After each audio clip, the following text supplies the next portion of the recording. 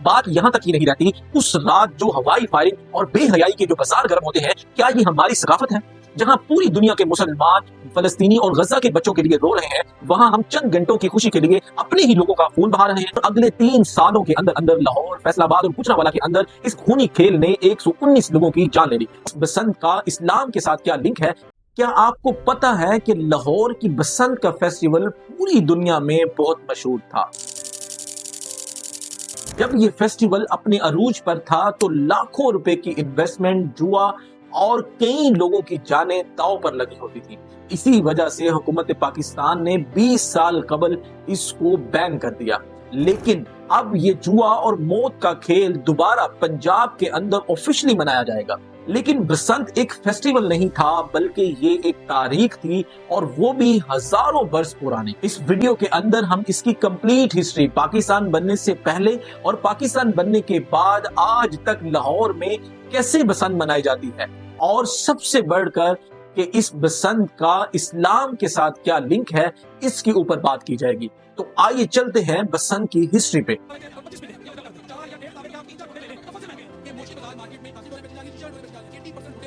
और इस वक्त बसंत का जादू सर चढ़। का कहना है कि पंजाब में पहली बार गवर्नमेंट स्पॉन्सर्ड और उसमें पतंगे हैं लाहौर की फजा में। बसंत के 3 दिन पब्लिक ट्रांसपोर्ट के साथ रिक्शों का सफर भी मुफ्त होगा। बसंत की फ्री राइड्स दे रहे हैं लाहौर। ये बात तो 100% सच है कि बसंत एक इस्लामी त्योहार कभी भी नहीं था। इसकी हिस्ट्री इस्लाम की हिस्ट्री से भी पुरानी है।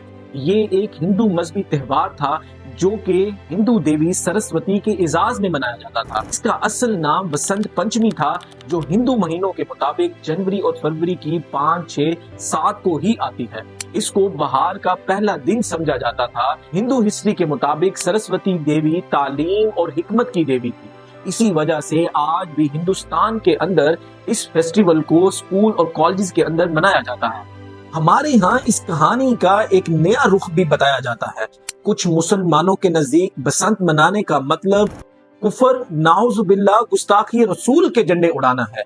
इसके पीछे भी एक लंबी दास्तान है, और आइए चलते हैं इस दास्तान की तरफ। इससे पहले आप हमारे चैनल को सब्सक्राइब कर लें ताकि इस तरह की सच पर मबनी रिसर्च को आप तक पहुंचाया जा सके। ये दास्तान 300 साल पुरानी है। कहा जाता है कि 1707 के बाद ज़करिया खान पंजाब का गवर्नर था। इसके दौर के अंदर एक नौजवान जिसका नाम हकीकत रायपुरी था, जो कि गुस्ताखी रसूल का मुर्तकिब हुआ।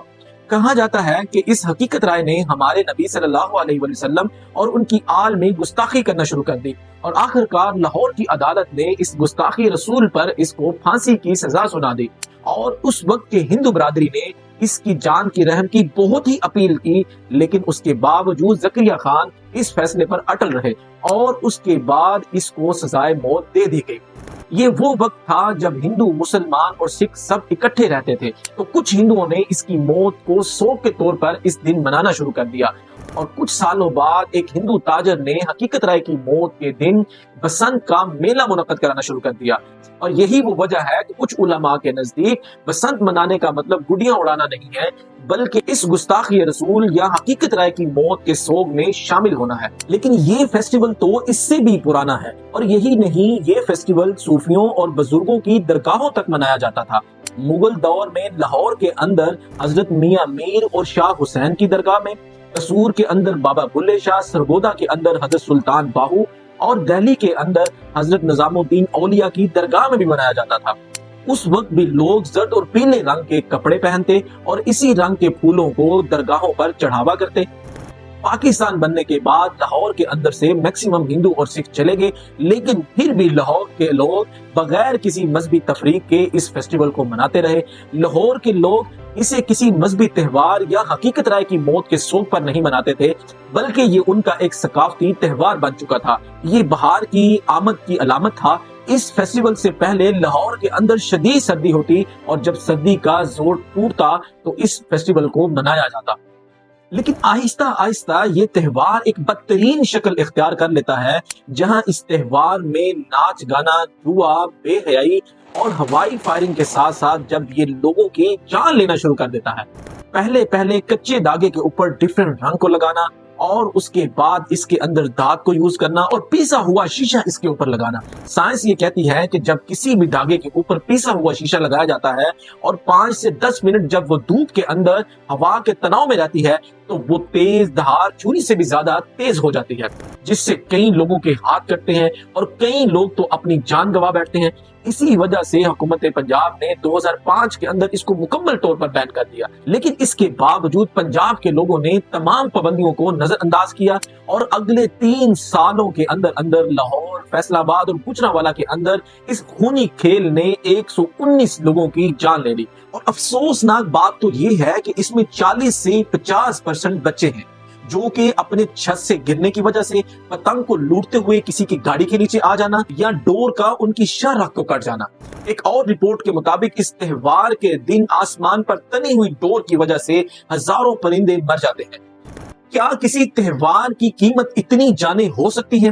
اور نقصان یہاں پر ہی نہیں رکتا بلکہ یہ ہماری معیشت کو بھی اربوں روپے کا نقصان پہنچاتا ہے۔ ایک وابڈا کی رپورٹ کے مطابق جب داتی ڈور ٹرانسفارمرز پر گرتی ہے تو ٹرانسفارمر ٹرپ ہو جاتے ہیں، تاریں آپس میں شارٹ ہو جاتی ہیں، جس سے اربوں روپے کا نقصان اٹھانا پڑتا ہے، جس کی وجہ سے لاہور جیسا ترقی یافتہ شہر بھی کئی گھنٹوں تک اندھیرے میں ڈوبا رہتا ہے، جس کی وجہ سے اربوں روپے کی بجلی ضائع ہوتی ہے جو کہ بعد میں حکومت آپ سے ہی ٹیکس کی مد میں وصول کرتی ہے۔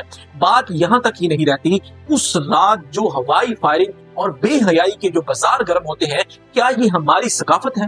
جہاں پوری دنیا کے مسلمان فلسطینی اور غزہ کے بچوں کے لیے رو رہے ہیں، وہاں ہم چند گھنٹوں کی خوشی کے لیے اپنے ہی لوگوں کا خون بہا رہے ہیں۔ کیا یہ ایک بے شعور اور بے حس قوم کی علامت نہیں ہے؟ مجھے صرف آپ سے ایک سوال پوچھنا ہے کہ کیا بسنت منانے سے آپ کا مینٹلی اور فزیکلی کچھ سٹریس ڈاؤن ہوگا؟ ہرگز نہیں۔ کیا آپ کے اندر پازیٹیوٹی آئے گی؟ بالکل نہیں، بلکہ اس دن لاکھوں روپے کی چھتیں سیل کی جا رہی ہیں۔ یہ تہوار خوشی کا دن نہیں ہوگا بلکہ یہ فضول خرچی، بے حیائی اور اپنے ہی لوگوں کی جانوں پر افسوس کرنے کا دن ہوگا۔ اب سوال یہ آتا ہے کہ اگر بسنت نہیں تو کیا؟ تو ہمیں اپنی عیدین کے اوپر، اقبال ڈے کے اوپر، قائد ڈے کے اوپر ان تمام خوشیوں کو سیلیبریٹ کرنا چاہیے۔ جو لوگ واقعتاً اس ملک کی ترقی کے اندر حصہ لے رہے ہیں ان کو اپریشیٹ کرنا چاہیے۔ اب آپ کو خود یہ سوچنا ہوگا کہ ہمیں یہ تہوار منانا چاہیے جو کہ ایک گستاخی رسول سے منسلک ہے یا اپنے ہی لوگوں کی جان لینے پر تلا ہوا ہے، یا ہمیں اس سے اوائڈ کرنا چاہیے۔